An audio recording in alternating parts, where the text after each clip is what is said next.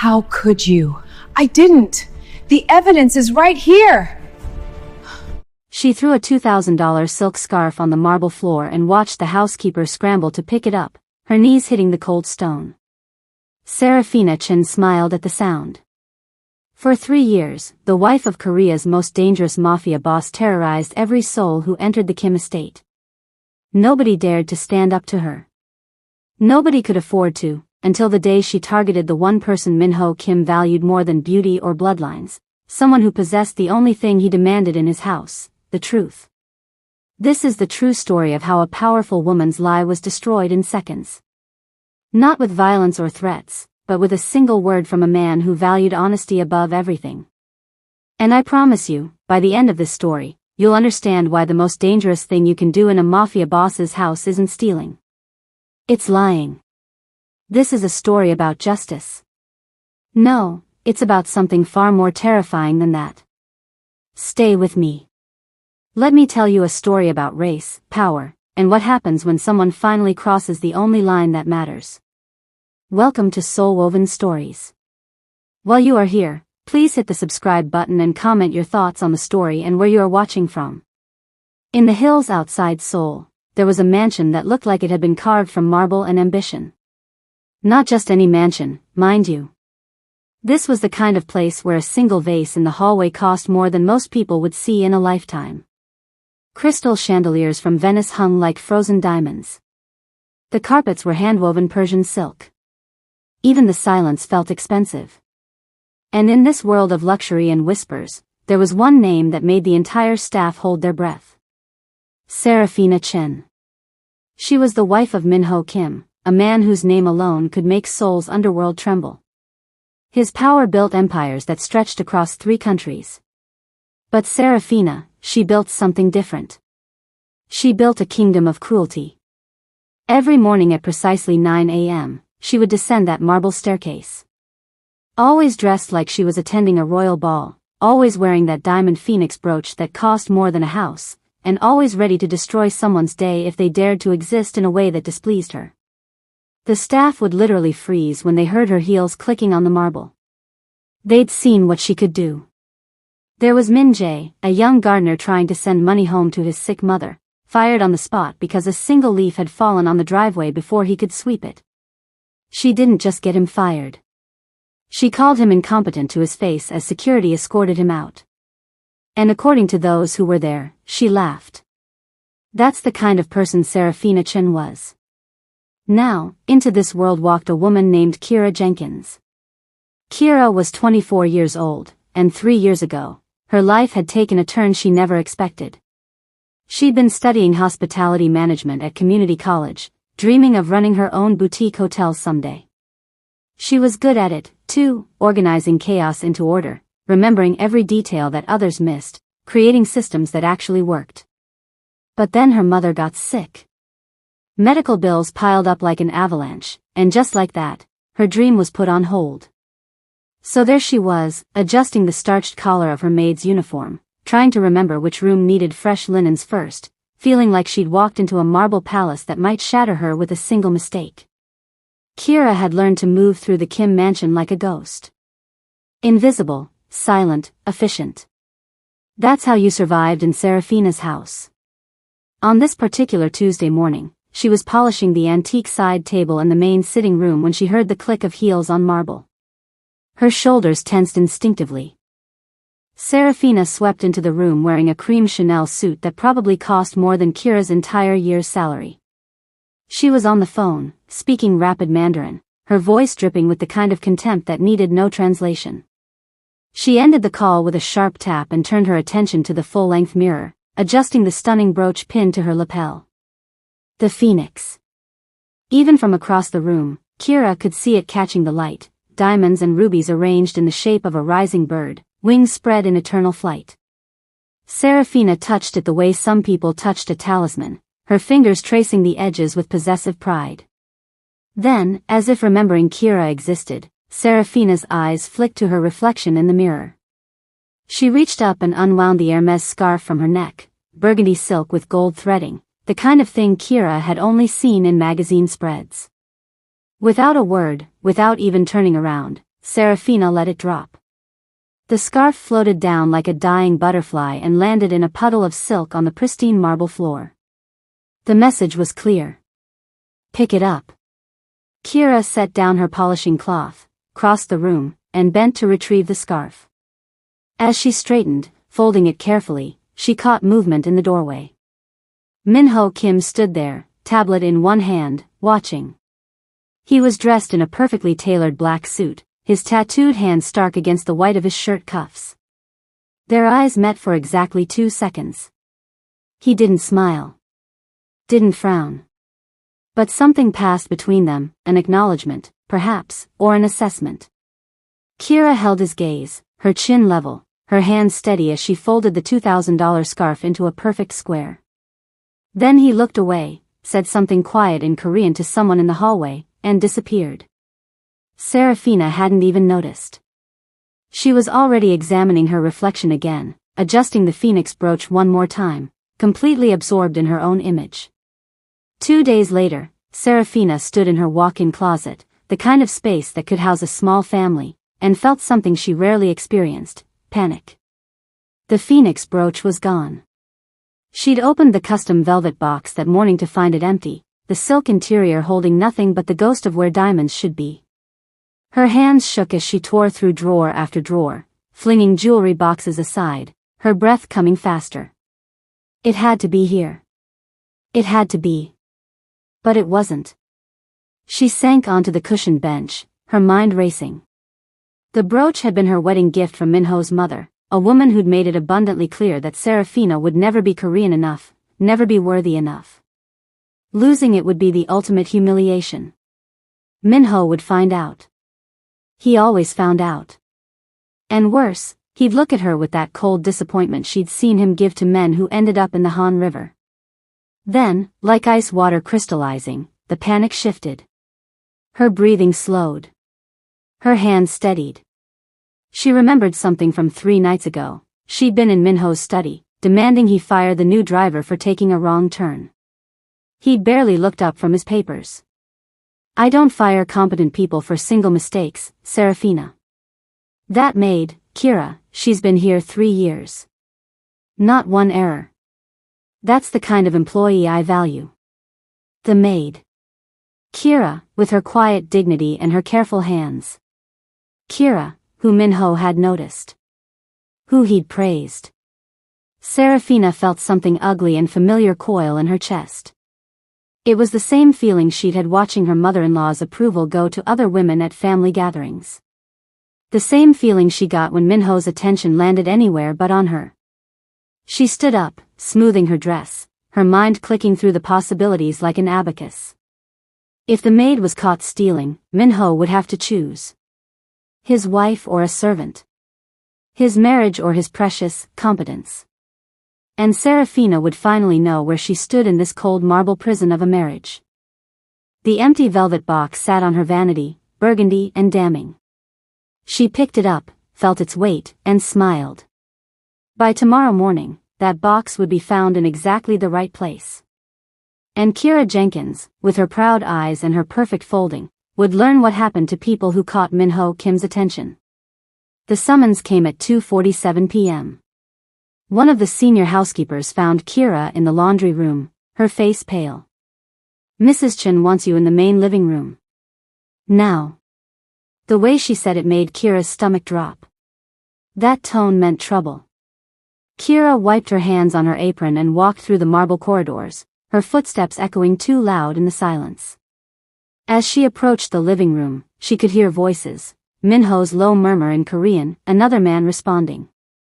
Business, then. Which made this summons even stranger. She stepped through the double doors and immediately understood she'd walked into an execution. Seraphina stood in the center of the room like an actress on stage, her face flushed, her hand clutching something burgundy against her chest. Minho sat on the far sofa, tablet in hand, his guest, a severe man in a gray suit, beside him. Both men looked up as Kira entered. There she is. Seraphina's voice cracked with what sounded like anguish, but her eyes were bright with something else entirely. She held up the velvet box, turning it so everyone could see the empty interior. The thief. She stole my phoenix brooch. Kira's world tilted. Mrs. Chen, I don't. Don't you dare lie to me. Seraphina's voice rose to a shriek. She was magnificent in her fury, every inch the wronged wife. This box was found in your locker. Your personal locker. Security opened it an hour ago and found it hidden under your clothes. The words hit Kira like physical blows. Her locker. Impossible. She kept nothing valuable there, just an extra uniform and her mother's photo. That's not true. I never. You never what? Thought you'd get caught? Seraphina took 3 steps forward, her fingers stabbing the air between them. The gesture was vicious, accusatory, final. I trusted you in my home. I let you touch my things, clean my rooms, and this is how you repay me? By stealing the most precious thing I own? Kira's hands trembled but she forced them still. She looked at Seraphina, then at Minho. He hadn't moved. Hadn't spoken. His dark eyes were unreadable, his tattooed fingers still resting on the tablet. I want her arrested. Seraphina's voice reached a fever pitch. I want the police called right now. She should be in handcuffs, in prison, her life destroyed the way she's destroyed mine. She wheeled toward Minho, her performance reaching its crescendo. Tell them to call the police. Fire her. Make sure she never works anywhere in this city again. The room held its breath. And Minho, finally, moved. Minho raised one finger. Not dramatically. Not angrily. Just one finger, lifted perhaps an inch from the tablet's surface. Seraphina's mouth snapped shut mid-sentence like someone had cut her strings. The silence that followed was suffocating. Kira felt her heart hammering against her ribs, but she kept her spine straight, her chin level. Every instinct screamed at her to defend herself, to plead, to cry. But she'd learned something in 3 years of working in this house. Desperation looked like guilt. So she stood there, hands clasped in front of her uniform, and waited. Minho didn't look at her. He didn't look at Seraphina either, still frozen mid-gesture with her finger pointed like a loaded weapon. Instead, his gaze moved across the room with the methodical precision of a man cataloging evidence. He looked at the doorway where 2 security guards had appeared, drawn by the commotion. He looked at the corner where a small camera dome sat flush against the ceiling molding. He looked at the antique table, at the window, at the Persian rug beneath their feet. His silence was louder than any scream.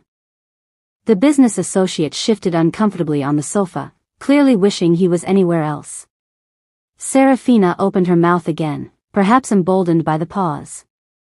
Minho, I said. The finger raised again. This time, she didn't even finish the sentence. Kira watched Minho's face and saw nothing. No anger, no sympathy, no judgment. It was the face of a man who'd built an empire by never making decisions based on emotion. She'd seen this expression before, usually right before someone lost everything they had. The difference was, those people had usually been guilty. Mr. Kim, she said quietly, and his eyes finally shifted to her. I didn't take the brooch. I've never stolen anything in my life. He studied her for a long moment. She didn't look away. Didn't fidget. Just held his gaze the same way she had 2 days ago when he'd watched her pick up Seraphina's scarf. Then, without a word, he reached into his jacket pocket and pulled out his phone. He typed something with his thumb, 1 word, maybe 2, and sent it. The motion was unhurried, almost casual.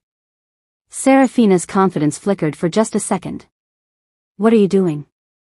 Minho set the phone down on the tablet. When he spoke, his voice was so quiet everyone had to lean in to hear it. Checking. The word Minho had typed was simple, footage. He watched the message turn from delivered to read on his screen, then set the phone face down on the glass coffee table. The small click of metal on glass was the only sound in the room. He'd built his empire on information, knowing what others didn't, seeing what others missed, understanding that the truth always left traces. This mansion wasn't just a home. It was a fortress, and fortresses kept records. Every hallway, every room, every corner had eyes. Not because Minho was paranoid, but because he was practical. In his world, surveillance wasn't about trust. It was about verification. And right now, somewhere in the security office in the East Wing, his head of security was already pulling up exactly what Minho needed to see. He leaned back against the sofa, his posture relaxed, and observed the scene in front of him with the detachment of a theater critic. Seraphina stood rigid, her hands still clutching the velvet box, her breathing audible in the silence. She'd always been beautiful when she was angry, flushed cheeks, bright eyes, the picture of righteous fury. But Minho had interrogated enough liars to recognize a performance when he saw one. The emotional display was too polished. Too loud. Real victims of theft didn't perform, they reported. They brought evidence calmly, let the facts speak. They didn't summon an audience, didn't time their accusations for maximum dramatic impact, didn't tremble with barely contained excitement beneath the rage. Kira, on the other hand, stood like someone waiting for a verdict she couldn't control. Her hands were steady. Her breathing was controlled. She looked tired, yes, and frightened, certainly, but not guilty. Guilty people filled silence with explanations, with justifications, with increasingly elaborate stories. Kira had said exactly 7 words. I didn't take the brooch. I've never stolen anything in my life. Then she'd stopped talking. Minho's phone buzzed against the table. He glanced at the screen, ready. He picked up his tablet instead, swiping it awake with one tattooed finger. His security chief was efficient. The file was already waiting in his encrypted message app, time-stamped and dated. Minho opened it without urgency, his expression unchanging as the first frame loaded. He enlarged the image, studied it for 3 seconds, then looked up. His eyes found Seraphina's. She was watching him now, her earlier confidence starting to crack at the edges like porcelain under pressure. Tell me again, Minho said softly, where you found the box. I already told you. Seraphina's voice climbed higher, desperation bleeding through the indignation. It was in her locker. Hidden under her uniform like the little thief she. Minho turned the tablet around. The motion was simple, almost lazy. He held it up at chest height, the screen facing outward toward the room, his tattooed fingers framing the display like a piece of evidence at trial. The image was crystal clear, a high-definition still frame pulled from the mansion's security system, time-stamped 6:47 p.m., 2 days prior. It showed Seraphina in their bedroom, standing in front of the open safe built into the wall behind a painting. She was wearing the sapphire evening gown she'd worn to the charity gala that night. And in her hands, clearly visible even in the frozen frame, was the phoenix brooch. She was placing it inside a jewelry box on the safe's second shelf, not the velvet box she was currently clutching, but a larger lacquered case Minho recognized as the one she used for pieces she wore infrequently. The room became a vacuum. Seraphina's face drained of color so quickly it looked like someone had physically struck her. Her pointing finger, still extended toward Kira, began to tremble. I was just. You were moving the brooch, Minho said, his voice flat and final as a closing door. 48 hours ago. You placed it in the safe. Top shelf, second box from the left. Kira's breath caught audibly. The business associate had gone very still, his eyes fixed on some point on the far wall as if trying to disappear through sheer will. Minho zoomed in on the image with 2 fingers, enlarging Seraphina's face. In the frame, she looked distracted, irritated, rushing through the motion of putting away jewelry after a tedious social obligation. Not the face of a victim. The face of someone who couldn't be bothered to remember where she'd put something. The box you're holding, Minho continued, his tone conversational now, almost pleasant, is the wrong box. You forgot which one you used. So you took an empty one from your collection and decided it would be easier to blame someone else than to admit you'd misplaced your own property. Seraphina's mouth opened. Closed. Opened again. No sound came out. Minho lowered the tablet and looked at her with the same expression he gave men before he ended their business relationships permanently. My wife, he said quietly, is incompetent. Not the maid. Seraphina. The way Minho said her name, not loud, not angry, just absolutely certain, made it sound like a verdict being read in an empty courtroom. He set the tablet down on the coffee table, face up, so the image remained visible to everyone in the room.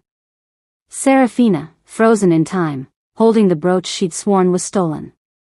The footage shows you with the Phoenix brooch 48 hours ago, Minho continued, his tone so flat it became terrifying in its lack of inflection. You placed it in the safe. You forgot. And rather than admit this, you chose to destroy an innocent woman's life. Seraphina's face had gone from shock white to a grayish pallor. Her lips moved but produced no sound, like a fish drowning in air. The velvet box slipped from her fingers and hit the marble floor with a hollow thud that echoed through the vast room. Kira stood motionless, barely breathing, watching the woman who'd tried to destroy her crumble in real time. Seraphina finally managed, her voice a hoarse whisper. I thought. I was certain. You were certain of nothing. Minho's words cut through her, stammering like a blade through silk. You made an accusation without evidence. You demanded arrest, termination, ruin. He gestured toward Kira without looking at her, of someone who has worked in this house for 3 years without a single complaint, without a single error, without a single reason to doubt her integrity. The business associate had pulled out his phone and was typing something urgently, probably texting someone that the meeting was definitively over. Seraphina reached out toward Minho, her hands shaking. I was upset, I wasn't thinking clearly, You were thinking very clearly. Minho stood, buttoning his suit jacket with precise movements. He was taller than Seraphina, and he used every inch of that height now, looking down at her with the cold assessment of a man calculating losses. You staged this. You called security to plant evidence in her locker. You chose this moment, when I had a guest, to maximize the humiliation. You performed. A tear tracked down Seraphina's face, smearing her perfect makeup. Minho, please. My wife is incompetent, he repeated, the words landing like a death sentence. Not the maid. The distinction was clear. The judgment was final. And Seraphina, standing in the wreckage of her own lies, finally understood what she'd done. She hadn't just tried to frame a maid. She'd shown Minho exactly what she was, a liar in a house where truth was the only currency that mattered. Minho walked to the window, his back to the room, and looked out over the manicured grounds that stretched toward the Seoul skyline. When he spoke, his voice carried the finality of a door closing on a vault. In my business, there is one rule that matters above all others. Loyalty is valuable. Competence is valuable. But honesty, he turned back to face Seraphina, honesty is non-negotiable. Without it, everything else is worthless. Seraphina was crying openly now, mascara streaking down her face, her hands clasped together as if in prayer. I made a mistake. I'll apologize to her, I'll make it right, just please. You didn't make a mistake. Minho's interruption was surgical. Forgetting where you put the brooch was a mistake. What you did after was a choice. You chose to frame an innocent woman. You chose to lie to me. You chose to test whether I would value you over the truth. He paused, letting the words settle like stones. You have your answer. He pulled his phone from his pocket and made a call. It was answered on the first ring. Mr. Choi. I need you at the house within the hour. Divorce proceedings. Complete financial separation. Today. He listened for a moment. Yes, I understand it's sudden. That's why I pay you to move quickly. Seraphina made a sound that might have been his name, might have been a sob. Minho ended the call and looked at her with something that might have been pity if it hadn't been so cold. You will have until tomorrow morning to pack your personal belongings. 1 suitcase. Nothing that belongs to the Kim family, nothing that was a gift from my mother. Security will supervise. Minho, we've been married for 4 years. And in those 4 years, I have tolerated your cruelty to the staff. I have ignored your treatment of people you considered beneath you.